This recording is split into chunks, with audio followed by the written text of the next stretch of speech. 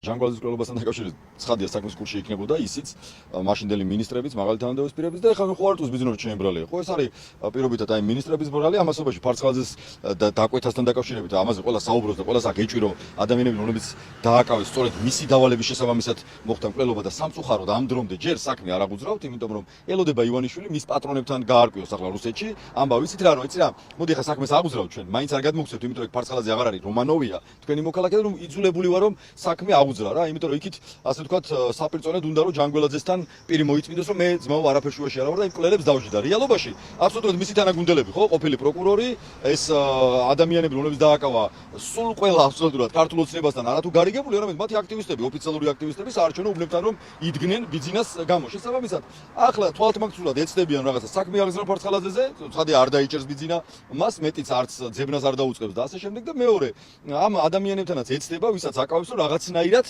ისინიც საბოლოო ჯამში თავისუფლებაზე იყვნენ. მას ერთი რამე ჭირდება. პირი მოიბანოს ლევან ჯანგველაძის მკვლელობის საქმეში. მეორე მხარეს ის ერთი დიდი ატომური ბომბია ივანიშვილს, ეს არის რუსეთის კარზე კალაშოვი. არ ვიცი, აი ამ მიმართულებით რა ეშველება, მე მგონი რომ უნდა დაფიქრდე. გრიგორიჩი ძალიან მძიმე გაწყვეტილებებს იღებ. იქით ფარცხალაძეს თუ საქმეს აღუძრავ, აქეთ მისი ხალხი დაკავებულია, იქით კალაშოვთან რუსებთან არეულია, ანუ ბიზნეს ყველგან არეული აქვს.